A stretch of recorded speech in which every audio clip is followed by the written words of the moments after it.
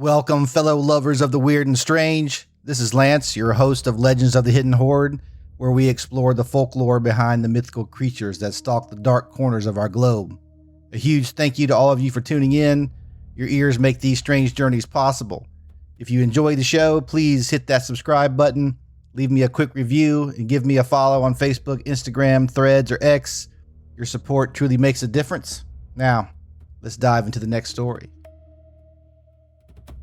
In episode 48, we climb into the high desert of the Four Corners, where the night wind carries the scent of sage and distant rain that never quite arrives.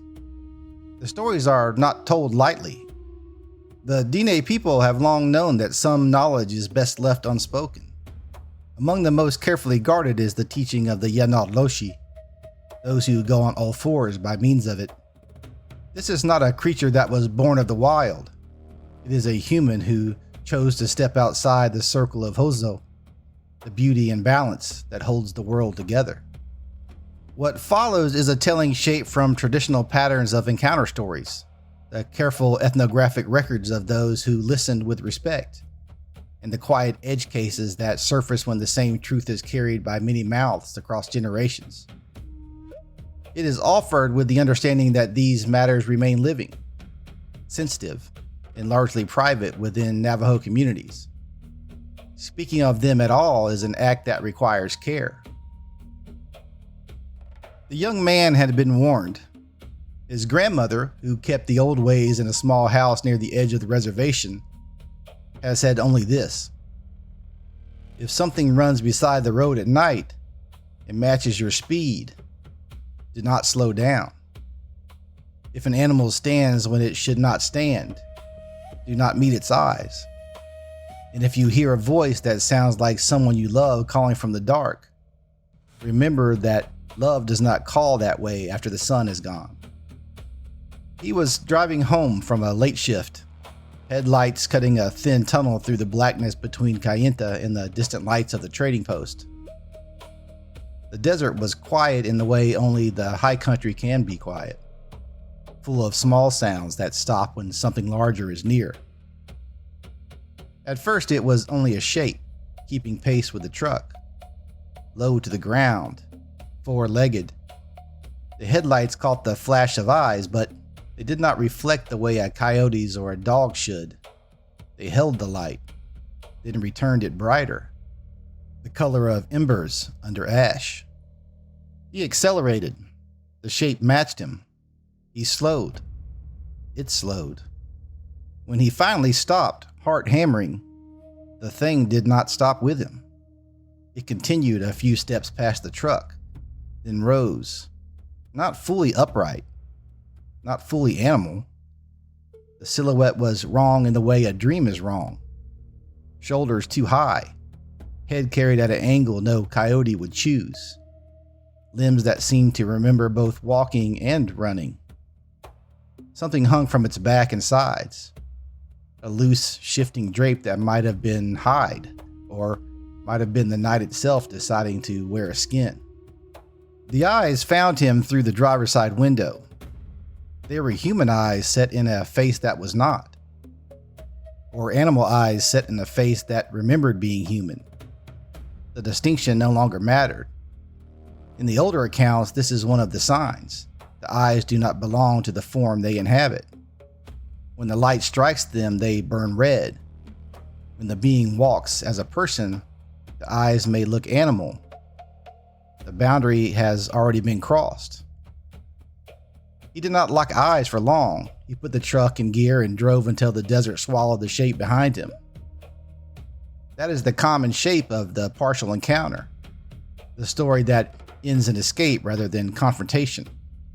Traditional tellings among the people sometimes end differently. Some are a full contest of will and cleverness that last until one side or the other is finished.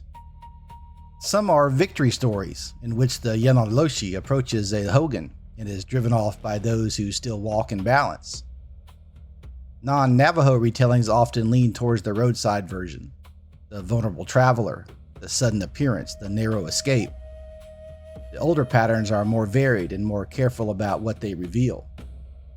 There are edge cases in the lore, places where the accounts do not perfectly agree, and these are worth holding gently.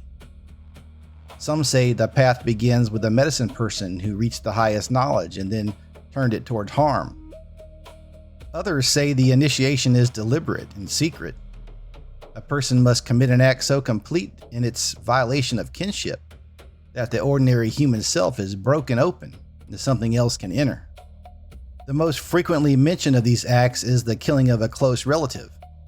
After that threshold, the ability to take the form of animals, most often the swift ones associated with night and death, the coyote, the wolf, the fox, the owl, the crow, becomes possible.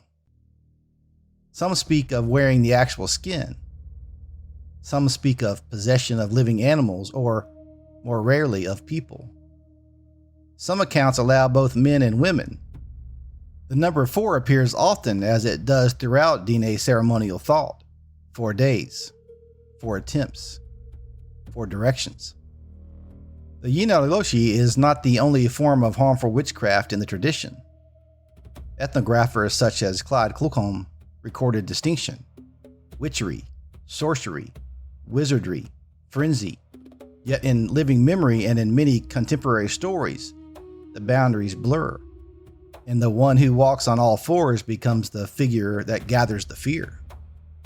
There is also the matter of the land farther north, in the Uinta Basin of Utah.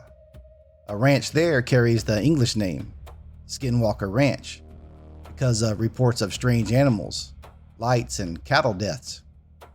Local stories sometimes speak of older tensions between Navajo and Ute peoples, and of a curse that left shape changers walking that ground. The Navajo Nation itself lies hundreds of miles to the south. The ranch belongs more to the modern paranormal imagination than to the classical oral tradition. Yet the name is stuck, and the association travels. Edge cases like this remind us that folklore moves, adapts, and is sometimes claimed by outsiders in ways the original community may not welcome. Throughout, one constant remains. These are not beings who were forced into monstrosity. In the stories, they choose. They wanted the power that comes from breaking the world order of kinship and balance. That choice is what makes them terrifying in a way a purely natural predator is not. Years later, the young man returned to his grandmother's house. He did not speak of the road. She looked at him for a long time and then said only, "You still walk on 2 feet. That is good. Keep walking that way." He understood.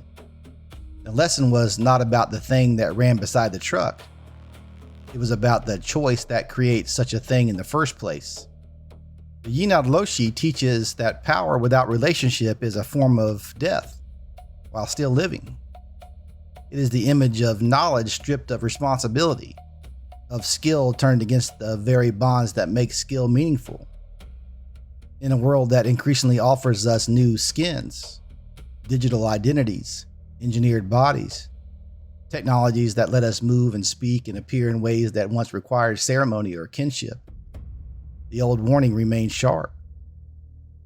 What we put on and what we become by putting it on still requires a moral ground.